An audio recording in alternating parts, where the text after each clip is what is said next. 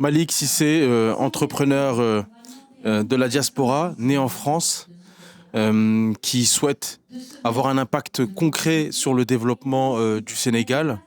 Donc, raison pour laquelle j'ai créé la société Secure Invest, qui a pour vocation d'accompagner la diaspora dans la création de son patrimoine au Sénégal, et notamment l'association Sénégal Global Connect, qui a organisé la première édition du Business Sénégal. Et comme son nom l'indique, Sénégal Global Connect, c'est vraiment de connecter toutes les énergies positives de la diaspora intérieure et extérieure pour participer activement au développement du Sénégal. Et aujourd'hui, à travers cet événement, ce qui est magnifique, c'est qu'on a pu rencontrer les acteurs locaux du Sénégal, c'est-à-dire les maires et les collectivités. Et on voit que le développement peut également se faire par le bas et doit se faire par le bas. En tout cas, il est plus facile de le faire par le bas.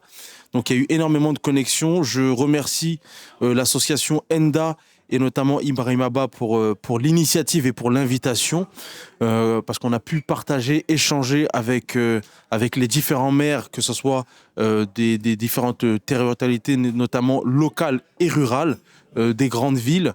Et ils ont pu nous faire part de tout leurs projets et de leurs besoins. Et l'objectif, c'est vraiment de travailler en synergie avec eux, c'est-à-dire de partir de leurs besoins, de nos velléités, de vraiment avoir un impact sur le continent et vraiment d'être la passerelle entre les besoins au niveau territorial et la volonté de la diaspora de contribuer au développement du pays. Par rapport à la journée qui a eu lieu, par rapport à cette journée, j'ai eu l'occasion d'échanger avec pas mal de maires et notamment celui de Sandjara, en tout cas un des acteurs de la municipalité de Sandjara. Je sais qu'il y a énormément de choses qui bougent dans cette ruralité en termes de projets d'innovation et notamment agricoles. Ils ont un vrai besoin d'accompagnement, notamment dans l'intelligence financière et notamment dans l'accompagnement de la diaspora à pouvoir accompagner ce type de projet.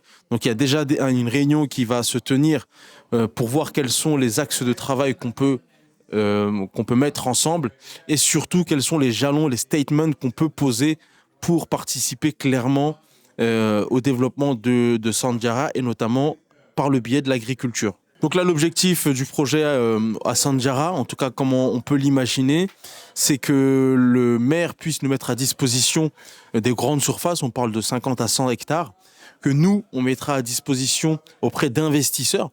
Parce qu'aujourd'hui, les investisseurs, ce qu'ils recherchent, c'est une sécurité, d'avoir un lien direct avec les pouvoirs publics étatiques pour les rassurer. Donc aujourd'hui, on n'a pas de complications et de difficultés à trouver des investisseurs, mais plutôt à trouver un relais fiable sur place pour accompagner ces investissements. Et donc, l'objectif, ce sera de nouer ce type de partenariat avec le maire de Sandjara par le biais de l'agriculture. Donc, si on prend un exemple très concret, c'est d'avoir, on va prendre un exemple, 100 hectares. Sur cette base de 100 hectares, donc faire de la culture maraîchère, de faire de l'aviculture, de faire de la pisciculture. Voilà, tout ce dont on va partir toujours des besoins au niveau rural. Donc l'objectif, ce sera de pouvoir, à travers l'offre qu'on va produire, fournir les localités aux alentours, mais avec un objectif demain national et pourquoi pas international.